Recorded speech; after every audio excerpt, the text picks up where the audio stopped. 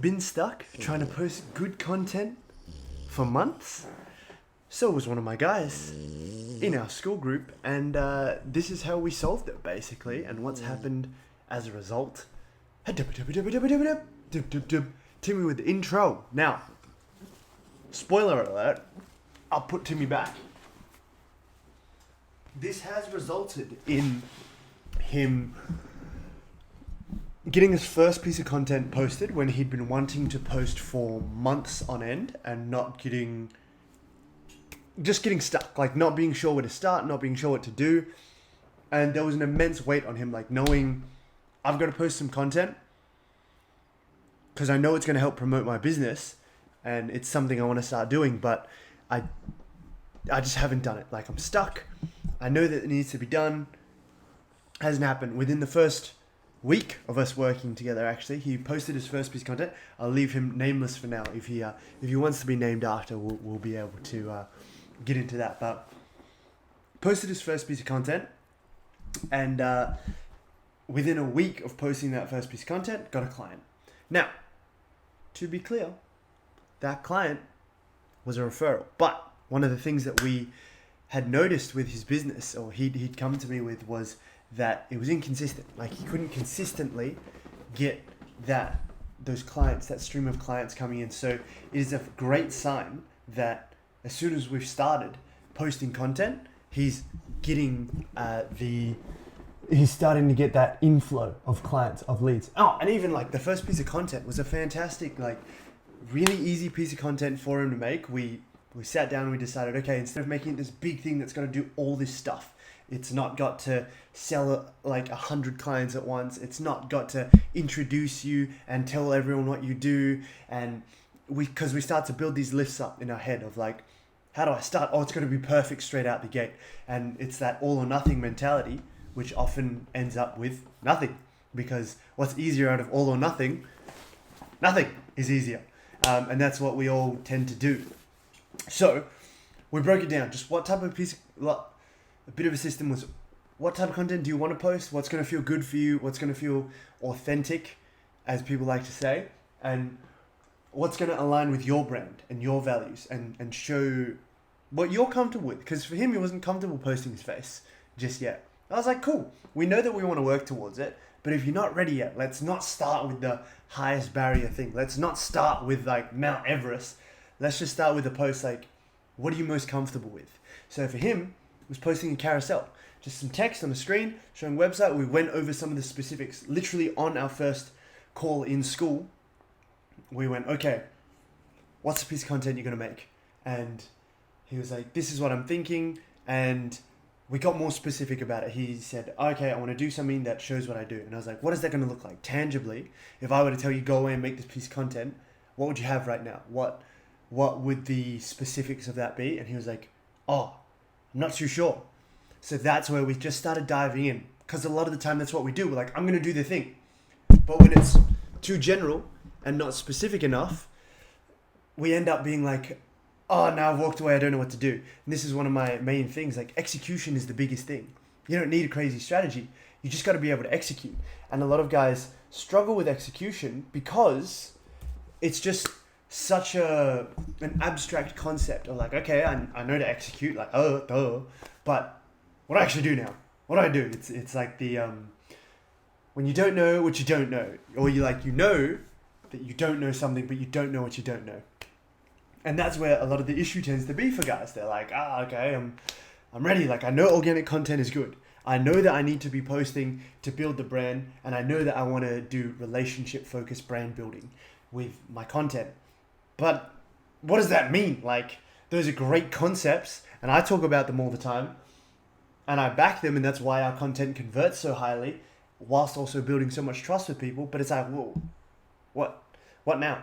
Which is where the specifics of what do you want to say and how are you going to say it? How are you going to format it so that it looks good and it's your style, and you get to have that creative outlet, do things your way and authentically, but have the guidance to actually get it done. Because it's 4 or 5 months of stagnation is like a pretty good sign that you got to do something. And this is a great thing that I've really commended him for on his part, was just starting. He was like, okay, something needs to change. I've been trying to do it myself for a while, we had a chat and he was like, you know what, like, let's do this.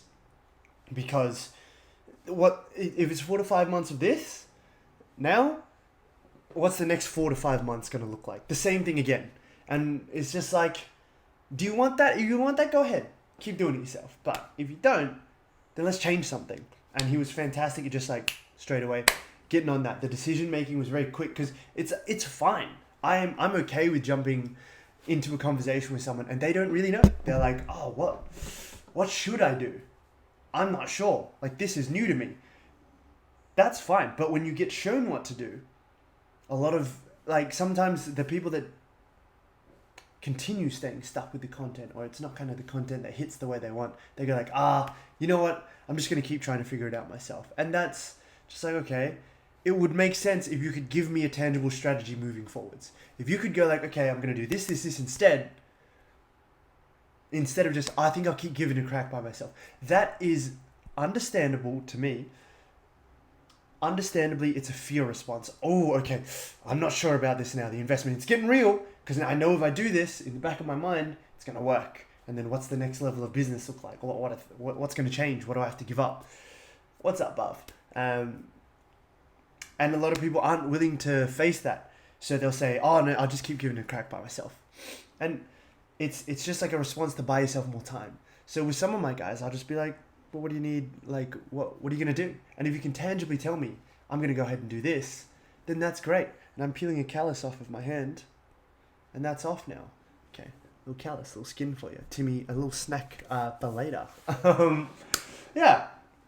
That's the issue a lot of people run into is like not taking intentional action. So you've got two paths in general.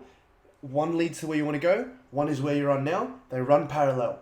This one, unless you swap over, will never get to where you want to go. You'll just be looking at it from the side like, oh, I'd like to do that. I'd like to do that. And it's like 4 to 5 months.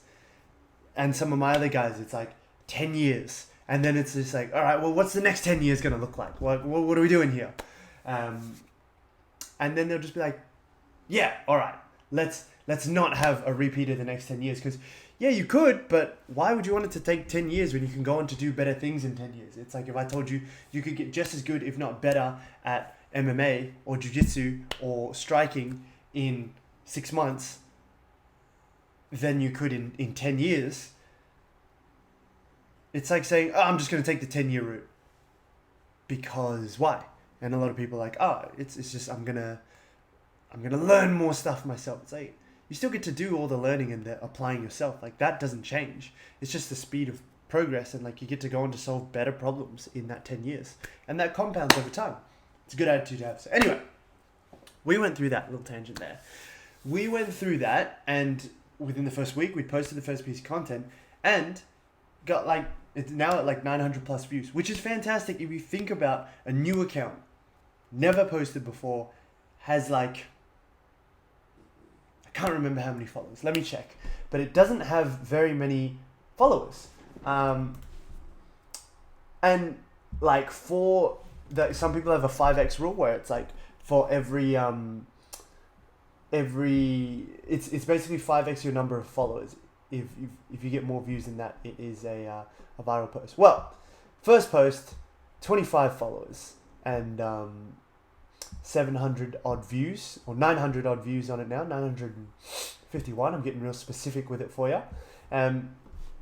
Straight away, great stuff. And then it's not a as we call it in the scientific community, a coinky-dink that, boom, client within the week. Yeah, within the first week, I'm fairly sure, of that piece of content being posted, albeit a referral. But what a coincidence! Like 4 to 5 months of being stuck on this, not really getting the clients that you want, and then within the week, all right, maybe something's going on here. Maybe something's going on here. Maybe we're doing something right. And yeah, that's the really cool thing about it. And it's building up these small wins of like, okay, the first thing is going to be, we're not focused on the outcome. We're not focused on this has to get 100 clients. This has to get 50 clients. This doesn't even have to get 1 client. It's just going to we're going to be building the habit of posting content first. Or if you've never done good organic content before, relationship building organic content, that's the stuff that helps ads do better. Get like 40% higher ROAS. If you've never done it, we're just going to build the habit first. And when we're focused on that and the reward is the process of getting good at that type of content, then you're detached from the outcomes, and the outcomes come that much faster and better.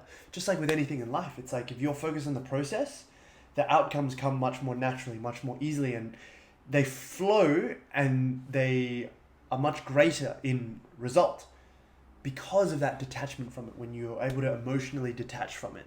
Just like with anything, like with martial arts, with the weight training, it's like the guys that are like, I need to see results in 2 weeks. Not going to happen. But the guys that I'm like, okay, let's temper these expectations. 6 months.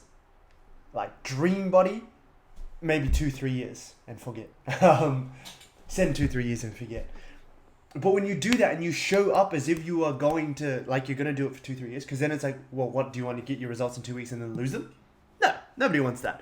What's up, Masacrimon? Hopefully I said that right. No, nobody wants to get results in 2 weeks and then lose them. It's more about being able to sustain it. But the guys that come in with that attitude of, all right, how do I sustain this, my focus and my input and my focus on getting rewarded by the process, because that continues to grow it. Yeah, hey, what's up? Glad that I said it right. When you are able to say that, when you're able to do that the right way, or have that focus, then you just don't have all that pressure on a certain outcome. And it just flows so much better. Just listening. Yeah, I appreciate that, bro. I appreciate you listening. Let me know if you got any questions. Yeah, it's ironically, the detachment from the outcome. But I'm going to go into a little bit of the mental side of it now. A lot of the times we'll tell people, hey, detach from the outcome. Don't worry about the outcome. But then it's like, if I said to you, don't think about a pink elephant, what do you think of? A pink elephant. It's like in skiing, they say you don't ski towards the tree. But then if you don't tell people where to actually look, you just say, don't do this, all your brain's really heard is do this, or just like avoid that thing. So the best you can do is avoid that thing, but then you have no frame of reference, no reference point to actually where to divert your attention towards. So that's where we go, okay, let's focus on the process instead. Let's focus on what we are learning from doing it, and then the outcomes happen that much faster. And coming back to the weight training or the gym example, like guys with their physiques, that's why my guys tend to get awesome results in the first 2-3 weeks of their 2-3 year journey. They're just like, wow, this is crazy. Like I can't believe it. Like this is more progress than I've seen in the last 6 months. But it's that focus, and obviously having good programming and a good strategy is always really good. But there's a lot to be said for that mindset. And these are really vehicles by which we can apply these learnings and train our brain for it. All right, Masacrimon, great question here. What do you think is best for sickness while training for health? What do you think is best for sickness while training for health? Can you rephrase that? Like, just rephrase it, please, because I don't quite understand what you mean. I think it's a really good question. I can tell it's a great question. I need to phrase a slightly different way to be able to articulate my response. Yeah. So when you're able to learn where to apply your focus instead, what we are going to focus on is not an outcome. We're going to focus on the process instead, but having a tangible way of doing that, that's when the results come in really quickly, when you focus on how am I going to show up. I'll give you an example from this week. I've been joining the fighters classes, and I felt out of place, and like my grappling is not there, and I'm wanting to do it. I'm like the smallest fish in the pond kind of thing, and I want to improve, I want to grow, but when I focus on I have to get this result and like be able to do this now, it doesn't work as well. Like I get stressed and like I freeze up during class. But when I'm just like, okay, I just have to learn one thing in this class and get a little bit better, the results come so much more easily, so much more naturally, because you're relaxing into it. And it's great that way. All right, Massa Cremont, different phrasing for the question. Thank you for sending that through. It just came through. There's a bit of a delay during the stream. While sick and training for long-term health, what's best for staying consistent? It depends on what type of sickness. If it's like a chronic disease or something like that, then obviously learning how to manage that. And I'll say this, if it's short-term, like an acute illness, sickness or something, I think doing what your body can handle is important. the overarching principle is do what you can, do what works best for you. And this is what I do with a lot of my guys. Like, I have a bunch of different strategies that we can use. But the main component of those strategies is changing when we need to. Like, I know what data to look at so that I can go, okay, what worked, what didn't work, what needs to be adjusted instead. And when you can take that approach, it becomes an entirely personalized and catered approach. And when you can learn to do that yourself and you know what to look for, then you can adjust. So if it's chronic illness, for example, you might need to try a few different ways of eating, a few different ways of living, stress management, different ways of training that work for you, that could potentially work for you. And then this is the benefit I find of personally, like having a coach that specializes in that area, or specializes in solving that pain or helping with that pain that you're experiencing. Then you'll know when to push further or when to pivot, because that's one of the hardest things. Is like when it's just you can like know the plan. Technically everyone knows what to do, but then when push comes to shove, we're like, I've forgotten what to do. Like, there's just so much friction and like inability to see what you're doing. Because I use this example with one of my other guys that's joined up recently, because when he was like, oh, I'll do it myself, I was like, you can, but he was like, well, what's the benefit of working with a coach? I think something like that. Just like with martial arts, it's like you physically can't see yourself whilst you're doing it. You don't know what you look like whilst throwing a punch, even if it's in the mirror. Like, your head's moving with you as you're doing it. But another example is you can't do brain surgery on yourself. Very few people can, and the ones that can are the exceptions that prove the rule. So it's being able to have someone have a more objective look at it, and that's like for chronic illness, and being able to adjust there. You can take that same principle for acute illness. So for example, when I had my staph, I'll use that as an example. Certain things you can't do. As I found out, can't use a sauna, which was one of the main things that I like to use anyway for like my physical training. Okay, can't do that. Stitch up. Don't do that then. When I had my What's Up official product music, when I was like, what can I do? Okay, I can't go grappling. I can't really go striking in that because I don't want to pass it around the gym. Like, I don't want to pass it to the fighters, and then it keeps getting passed around that way. So you go on the antibiotics, you don't feel the best on it, but take care of it, put your waterproof band-aid on it, and I can still go do weight training at the gym. Just be mindful not to rub the open wound on anything. I cover it up completely, disinfect it, but then just don't touch certain things in the gym. And I switched to more power-based training during that time, like more explosive focused training. And I was like, okay, cool, let's do that. What else can I do well? Okay, perfect. I can't go to the gym because I physically don't want to be close to everyone and giving them staph. I'll do some fight study. I'll look up a couple of things, like a couple of relevant UFC fights, and I'll study through that. I'll shadow box at home, or I'll shadow box at the gym, where I'm not going to get my sweat everywhere. Because I can cover it and keep it there. I can control more of the variables. Massacron, thanks so much. All gravy, bro. All gravy. What's up? Killer Matt Kirisanov. Hopefully I said that right. I didn't say it right. Yeah, but I was able to adjust my training because there's always something you can do. So I adjusted around the staph, around the infection, and I was able to develop more of my fight IQ. Okay, how can I see things? What can I take this into a session? Visualize during it. Visualize myself doing it, and even by doing that, you're going to perform better when you go and try that in the training room than if you'd never done it before. So there's a lot of mental training that you can do as well. How can I eat better? How can I, and for me, because like my work is my craft, or content is my craft, I was like, cool, I have a little bit more time to potentially make some content now. So I just was like, how do I get better at doing that? What am I doing now? I have a bit more space to think about it. How am I going to use that time wisely? How am I going to use it to further me? Because there's an advantage to everything. If you have less time training, you're generally doing something else. Or you have the capacity to do more things because you just have a bit more energy and you have more time, like more space in the schedule, less stress on the body. And that's not to say it can't be managed through obviously being smart and intelligent, intentional about your training. But it's like, if you ask yourself, what are the opportunities in this? How can I work around this? That's going to do a lot for you in terms of like training for health with sickness. Because the biggest thing is, how can you be consistent? It's just like with fights. 99% of the time, no one's rocking up 100% to a fight. But it's about, okay, what opportunity does this injury give me, for example? It's like, I had a period of time when I was first doing Muay Thai where like I broke my toes on both feet, just, from kicking and that, like not used to it coming from the Taekwondo background.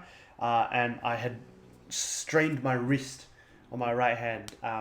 So all I could do was throw my left hand on the bag. So that's what I did. I just threw left hand, threw left hand, threw left hand, thought about different setups, how to do it, and just got better at the technique. And hey, look, it's not Conor McGregor's left hand, but it improved a lot during that period of time because I was like, injuries are constraints, essentially. It's like in skill-based training. What's up, Egypt, JD?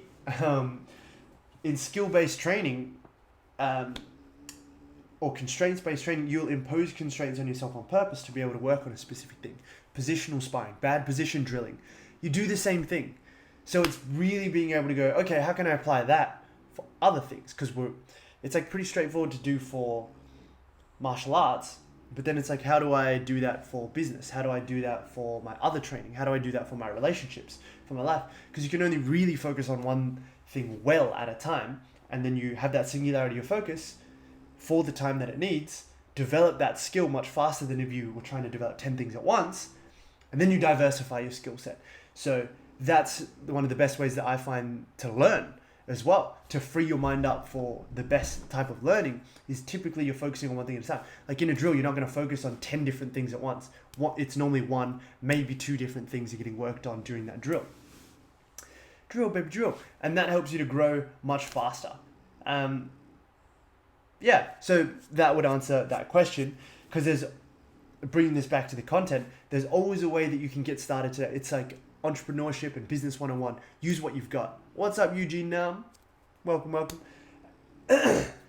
When you are stuck in a rut of like, man, how do I start making this content? I'm just like, I know I'm overthinking it, and it's like you're looking at yourself from the third person and being like, why is this guy not doing it? A lot of the time it's too big, it's too much at once, it's too overwhelming. That's what I find for a lot of my guys. It's not tangible enough. So that's why we break it down into its base components. Like, what do I need to do in order to get the first bit of this started? I don't have to get to step 10, but how do I get to step 1? And often we're like, all right, step 10, let's go. But step 10 it's after step 9, which is after step 8, 7, 6, 5, 4, 3, 2. And 2 is after 1. So you gotta start there. 0 to 1 is one of the biggest steps.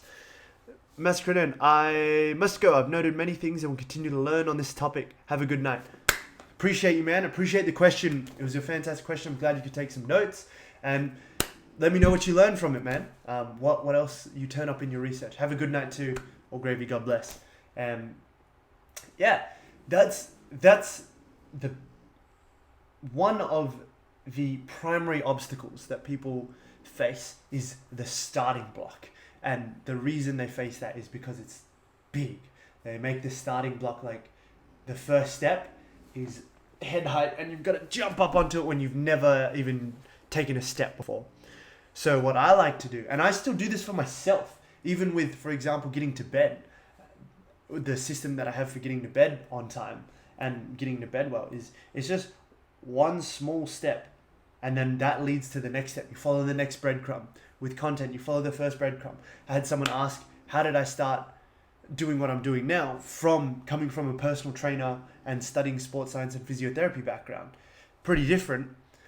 It kind of makes sense. Like you can see the trajectory looking backwards, but I just followed the breadcrumbs one at a time. First job was kitchen hand at a gym. And then it was working at a shoe store. And I was like, I like fitness. So this is a step up from the working in the kitchen. I don't really like working in a kitchen. And then shoe store. Yeah, okay, this is better, but I don't really like this. I want to do reception at a gym that I was already going to. What's up, Raiden? Gonna beat me up at sparring today. And from reception at a gym, I was like, okay, I'm in the gym industry. I want to be in here. I like training. What next? Or what's the next breadcrumb? Personal training. Oh, okay. Personal training. I'm studying a sports science degree. Sports science degree can carry over because I can get recognition of prior learning. I'll do that. I wanted to do physiotherapy and got into physio as well. And from being a personal trainer, I went, okay, what's the next step? Meet my wife. She shows me to do online content, like start online personal training, online coaching. Okay, hesitant for that at first. Get into it eventually. after she showed me the way by doing it herself. Realize it can go really well. You can get great results. Start doing that. What's the first thing to do? I got a mentor for it, as well as like at first it was my wife and I doing it together. Like we were just figuring it out ourselves, and it was working. But I was like, well, I can learn this faster. We realized like, all right, we can learn this much faster if there's someone specifically tending to me for this, and it works better for the relationship dynamic as well. So online coaching, what do I get told to do? Start with this back in 2022, end of Feb. Start with cold outreach and direct messaging. He had a little course in group coaching, funnily enough, similar to what I've ended up doing myself now. Make organic content and so it was organic marketing and cold outreach and warm outreach, learn all that stuff. Okay, cool, follow those things. What comes next? I naturally like to learn. Make my content, learn the process, apply it, talk about it to my friends that are interested. What was the next breadcrumb? Friends asked, hey, I'm looking at becoming a personal trainer and, I'm looking to, I'm already a personal trainer looking to do online coaching. Can I pay you to teach me this? I was like, sure. Because through spending time with them, they could see, oh, you actually know what you're talking about. You didn't just do it and not think about it. You've done it, you've thought about it, you've developed your own system off of the learning you were able to do with that. And also the results probably helped, like getting to 10K months in 6 weeks, in the first 6 weeks of that program. Not bad, not too bad, pretty spiffy. And then I was like, oh, wow, so I can get paid to coach this thing, teach this thing. What's up, Dr. MMA? I realized, I can get like the business side of things. I like that. So then I just started doing the business alongside the fitness coaching stuff. And that evolved into more and more business. Okay, turns out I'm pretty good at business. Can get clients great results. More people are coming in for the business than they are for the online coaching, like the personal training. So then you follow that breadcrumb. And it breaks it down. What's up, Brandon? It breaks it down into smaller components, just like with content. You're not looking to go 0 to 100. You're just looking to go from 0 to 1, 1 to 2. Because once you get to 1, then you'll be able to see what comes next at 2. But we try to forward project so much of what problems am I going to encounter at stage 10 that it's like, it doesn't matter. Because even if you theoretically knew, by the time you get there, it's going to be very different because the context is different. Context. So you'll see step 2 when you get to step 1. What's up, Dorian Kane? Step 1, when you go to step 1, follow breadcrumb 1, you see breadcrumb number 2. And then from 2, you see breadcrumb 3. I've heard it summarized as go as far as you can see and then see from there. And it becomes really evident, and it's such a more manageable process when you can do it that way. The journey of 1,000 miles starts with the first step. It's, I said miles. It's such a beautiful thing to be able to break down into smaller components. And yeah, that led to, I'll finish that little loop, making content. And then people are like, how do you make content that does the business stuff that you want to do and build the business system? So just teaching more of that, diving much more into business, doing our own investments, people being like, how do you do that? And then it's like one thing just leads to another, but all you do is follow the first thing. Because a lot of people are like, I want to get to the other, the second part of one thing leads to another. They're like, I want to get to another. But you got to do the one thing first. One thing then leads to another. You got to follow the natural progression of life that way. Because even if it's within one industry, if you're not necessarily pivoting industries or what your offer is, and honestly, my offer's been the same throughout it. I'm really solving the same problem for people. But even if you are staying in the exact same niche and that, you'll figure out the next problem after you solve the first problem. It's like when you work with a client, you got to encounter the first problem to then figure that out. And then after you figured that out, there will be another problem. That's the nature of the beast. That's how the game works. Then you go on to solve the next problem, and then the next, and the next, and the next. And that's how you will get years and years down the line, and then poke your head up after having your head down, focusing on each thing one at a time, and be like, oh, where have I ended up? Look, this is fantastic. Look at all that we've done. But that's where, even for me, when it's like breaking down martial arts stuff into its base components, sometimes it just helps to have someone be like, hey, do this instead. And you're like, oh, cool. I just never in a million years would have thought of doing that. So it's the brain surgery in yourself, not having to depend on coming up with everything by yourself. You can lean on others in that regard. And that's a very important skill to have and to develop for yourself. Being coachable, being teachable.